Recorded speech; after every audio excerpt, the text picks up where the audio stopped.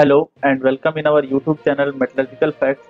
So this is the part 2 of previous year paper solution of Vizag RNL Management Trainee, and we are doing 2017 paper. This is part 2. Before this we have done part 1, and in that part we did question number 1 to 11 of 2017 paper, and we did the metallurgical part. So if you did not watch that video, you can go through the management trainee exam previous year paper solutions playlist, and you can watch that video also. So the first question is, so I have written 12 because in part first I have already did 1 to 11 and I am taking it as 12, but this is the first question of this video. If dN by dt is the number of moles crossing a given area perpendicular to the diffusion direction x, and dc by dx is the concentration gradient, then according to the Fick's first law states that. So they have given four options. Without solutions we will not see the options in this type of questions. Okay, so they are asking about Fick's first law. So we know what is the Fick's first law. Fick's first law is basically J is equals to minus D and dc by dx. Okay, so what is this J? J is a flux, and this is also known as flow rate per unit cross section area per unit time. Okay, so we can involve this dN by dt, which is moles crossing a given area perpendicular to the diffusion direction x. Okay, so this is per time. Okay, so this J is a flow rate per unit cross section area per unit time. So we can write like that: dN by dt multiplied by 1 by a because of per unit area. Okay, so if we will equate this J is equals to dN by dt into 1 by a, then we can equate this dc by dx. Okay, so we can find in this options form. Okay, so dN by dt is equals to minus of dA dc by dx. Okay, so meaning of these all terms you know already, and they have also given in the question. Okay, so this dN by dt is equals to minus dA by dA dc by dx. Okay, so the first option is dN by dt is equals to minus dA into dc by dx. This is correct answer for this question. And also we can see other options: dN by dt is equals to minus dA by x, so this is not correct. dN square, so this is not correct. dN by dt is equals to minus d by a, so this is also not correct. Okay, so hence we found the answer of this question. Okay, so this flux J is equals to minus d by dc by dx we get by this formula, but we are doing reverse manner here. Okay, so part A is correct for this question. Next question is the fastest diffusing species in Fe. So these are based on the theoretical values of diffusion constant, that is d naught, and also this depends on Q value, that is activation energy. So and we can also find that by the atomic radius. Okay, so in these options, that is hydrogen, nickel, carbon, and tungsten. So we can see this hydrogen is having lowest atomic radius. And also we know, if you don't know, I am telling you that diffusion constant value is 0.001 multiplied by 10 to the power 4 meter square per second for hydrogen. In case of hydrogen, if we will diffuse it in Fe. Okay, and activation energy needed is 13 kg per mole. Okay, so this is very low energy required, and this is very low activation energy required, and this diffusion constant is also very low. So that hydrogen will diffuse fastest in Fe, and for rest of these all the values are a little higher than the hydrogen. Okay, and for nickel and tungsten it is much higher for than hydrogen and carbon. Okay, so the correct answer for this question is hydrogen. Next question is, the dislocation density in copper sample is increased by cold working. So we are doing cold working for increasing the dislocation density. Okay, so this 10 to the power 9, this is not mm, this is basically meter multiplied by meter to the power minus 3. Okay, so we will see why we use this unit for dislocation density, and they told us to calculate the free energy change during the recrystallization process. Okay, so why we use this unit, we will see first.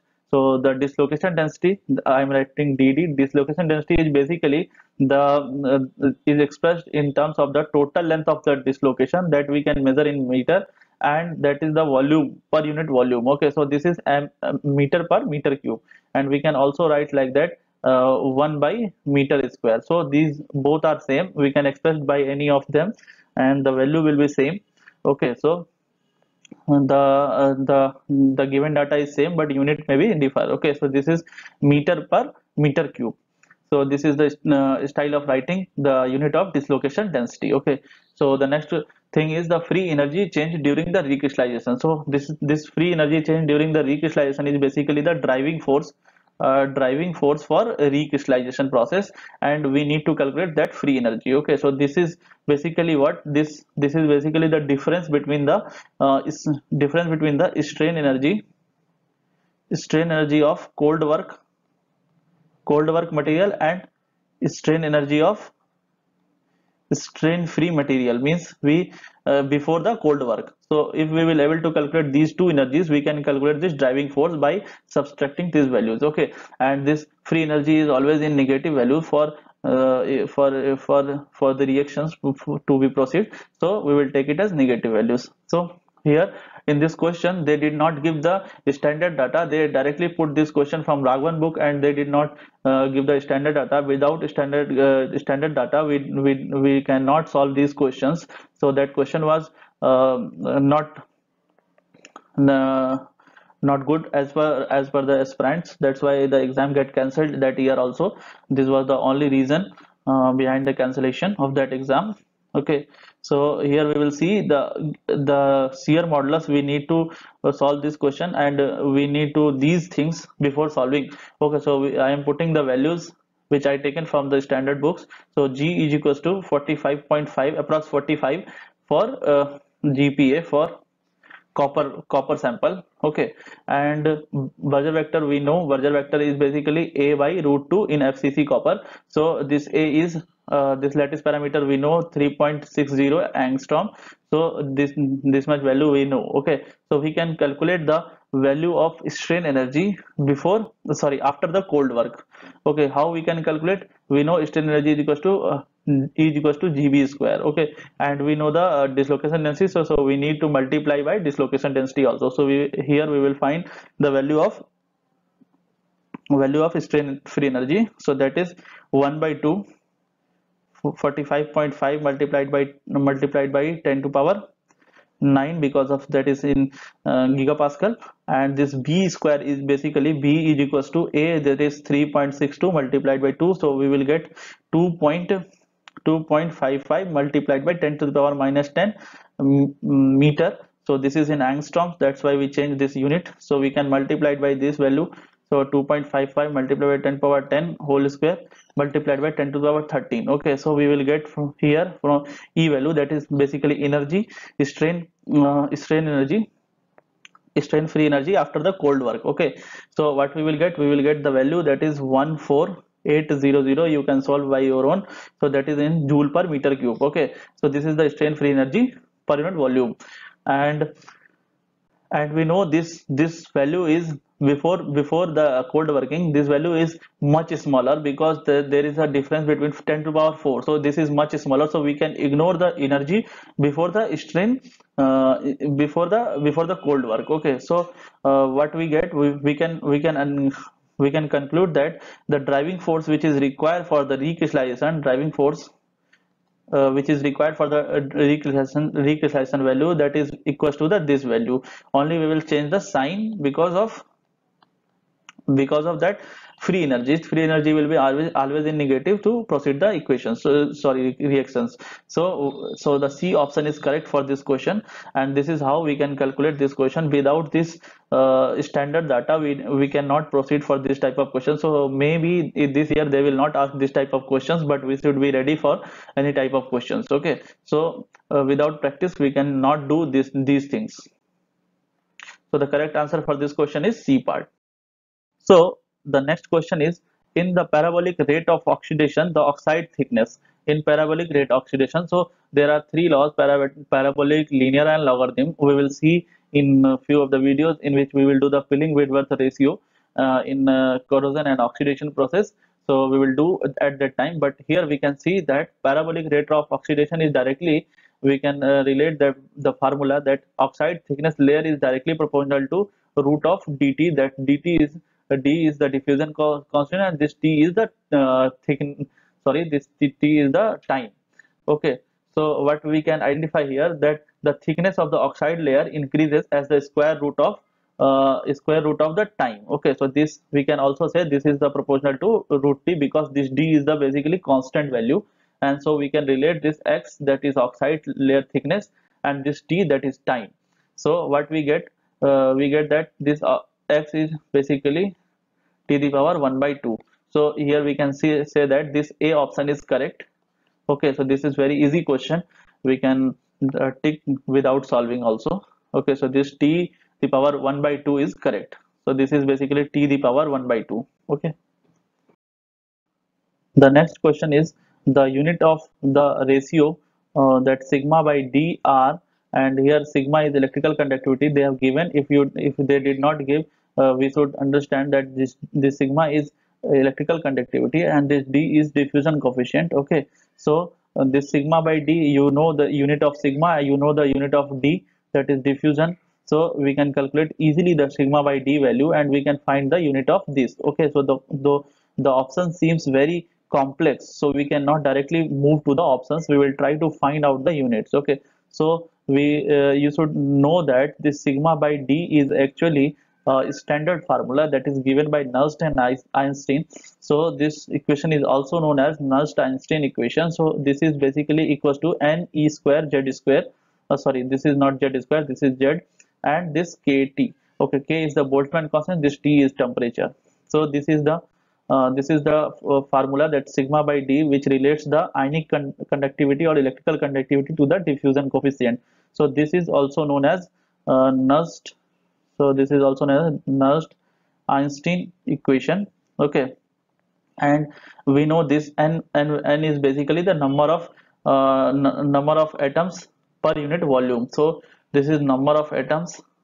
Until we will not know the what is the meaning of these terms, we cannot find the units. Okay, so we should understand the what is the meaning of these terms. So this is the number of atoms per unit volume. This E is basically electrons, charge of electrons. So we know charge of electron is basically 1.602 into 10 to the power minus 19. We need not the value, but we should think about the unit. So the charge of electron is in coulomb, and this k is, that is Boltzmann constant. So this k is equals to joule per Kelvin. Okay, so we can calculate from here, this z is valency. Okay, so this z is valency, that have no unit. So this sigma d, we will put these units here. So what we will find, this is n value is 1 by meter cube, that is per number of atoms per unit volume. So and this E is basically coulomb, so c square, and z don't have any, doesn't have any unit, and this k is basically joule per Kelvin, so joule per Kelvin, and this T is in also in Kelvin. Okay, so this Kelvin will get cancelled, and we will get this c square by meter cube joule. Okay, so we can write like that, c square by joule per meter cube. So this is the correct unit for sigma by d, and now we can move to the options. So we will see which is correct. This is not correct because this is an ampere, so this is also not correct, this is in volt. Okay, so we cannot relate it in volt or ampere, we related in coulomb, so we will find the coulomb unit. So the correct answer for this question is this c square per meter cube joule. So this is B part is the correct answer for this question. Okay, so this is how we calculated the value of the unit of sigma by d. We should know that this sigma by d is basically the relation between ionic conductivity and diffusion coefficient, which is given by the Nernst-Einstein method, that is the Nernst-Einstein unit formula. Okay, so B is correct option for this question. The next question is the error function of 0 is given by. So in previous video we did for error function of infinite value. Okay, so error function of infinite I already told in previous video, that is equals to 1, and error function of 0 is equals to 0. Okay, so the correct answer for this question is B part. Okay, so this was the question which was asked in RINL 2017, that was repetitive questions, repetitive pattern in 2017. Okay, so we cannot accept these things in this time. So the correct answer for this question is B part, that is 0. So the next question is the Martin-Settig transformation. So there are four options. We should know about the Martin-Settig transformation before proceeding to the options. Okay. So what we know, we will write in one side.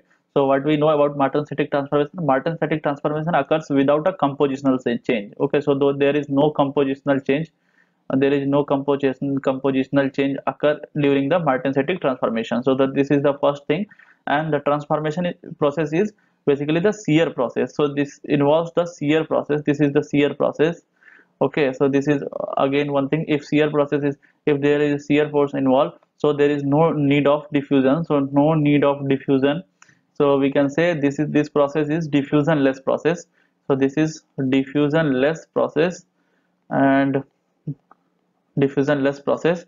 The next thing is that that there is no compositional change, so no products will form. Okay, so no two products will form or anything else. So we will see this, the options Martin-Settig transformation are diffusion controlled. So already I have told that there is no need of diffusion and this is diffusion-less process. So this is correct, this is incorrect option. The second thing is Martin-Settig transformation is our shear process. So I already told this is, as this is not diffusion control, so this is the shear process. And the next thing is Martin-Settig transformation yield two products of different compositions. I already told that there is no composition change occurs during the Martin-Settig transformation. So this is also wrong. None of these means nothing because we have already ticked the shear process.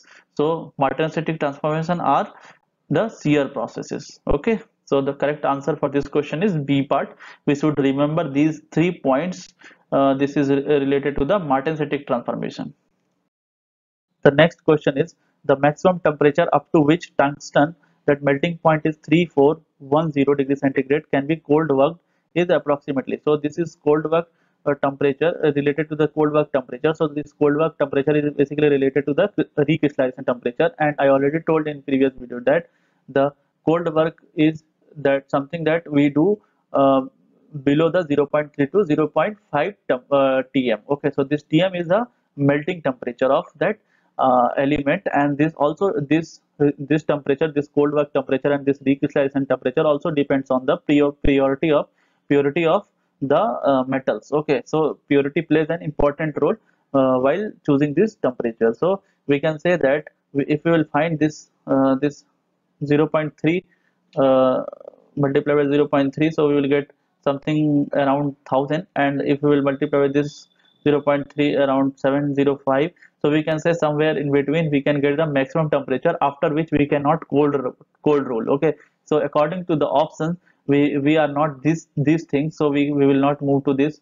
Okay, and we have not this 1705, so we will not move, we will see in between something. Okay, so this is correct, this is wrong answer, this is wrong answer, there is no meaning of these options. And this is the C, which is somewhere in between 1023 and 1705. So we can take this 1200 as the cold work temperature for tungsten. Okay, so this is much higher. This is not possible, cold work is not possible at this 1940 for tungsten. Okay, so we can take 1200 degrees centigrade. So this is also a theoretical question, there is no meaning of these type of questions in exam like RINL. Okay, so this is direct questions from Raghavan book. The next question is, in a tensile test, necking starts at. Okay, so the four options are lower yield stress, upper yield stress, ultimate tensile strength, and just before the fracture. Okay, so what we will see, so they are asking about necking starts at. So we know after the tensile test we get the stress strain curve, that is the load versus elongation or stress strain curve. So what we get the curve like that. Okay, so this is not exact, this is rough curve. Okay, so this is the maximum load which we can apply it on any material. This is known as UTS, that is ultimate tensile strength. And after this, beyond this load, the sample get started fracture. Okay, so sorry, necking get starts. Okay, so how necking starts, I am drawing a rough diagram, I am trying to draw.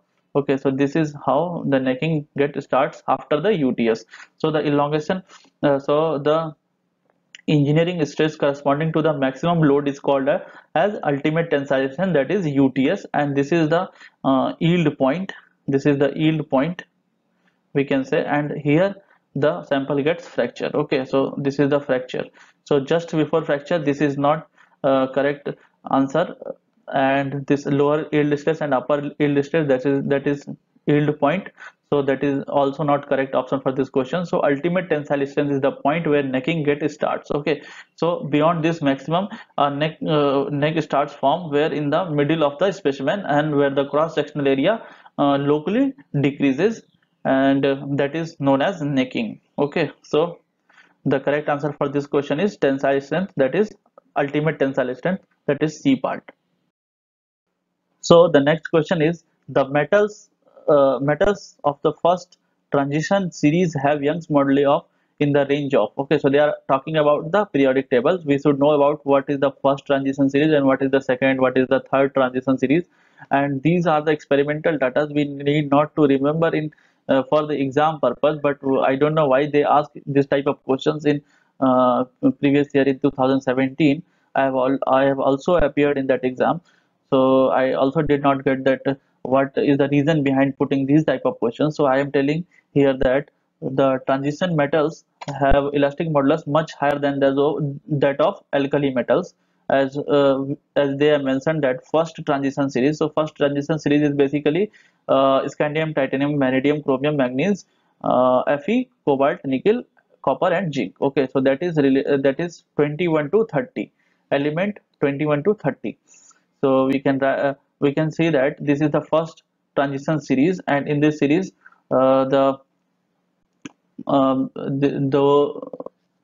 this is the result of this Young modulus is basically the result of the covalent character, and this is the partial covalent character in first transition series, and there is no reasoning, there is reasoning that is that we can relate through the bond energy and the covalent bond only. Okay, so the correct the experimental data says that this something ranges between 200 GN to 100 giganewton to per meter square. Okay, so this value of first transition series lies between 200 giganewton per meter square, and for the second transition series and the third transition series, just below that series we get second and third transition series also, if we will see the periodic table. Okay, so this is 600 giganewton per meter square. So there is no need to remember this type of question for now. So the correct answer for this question is B part, that is A part, that is 200 giganewton per meter square. Okay, so this is 200 giganewton per meter square for first transition series and 600 giganewton per meter square for second and third series. Thank you guys for your attention. Hope you guys have learned something new in this video. We will try to add rest of the parts as soon as possible before RINL 2020 exam, and subscribe our channel and press bell icon to get notification for upcoming videos. Thank you.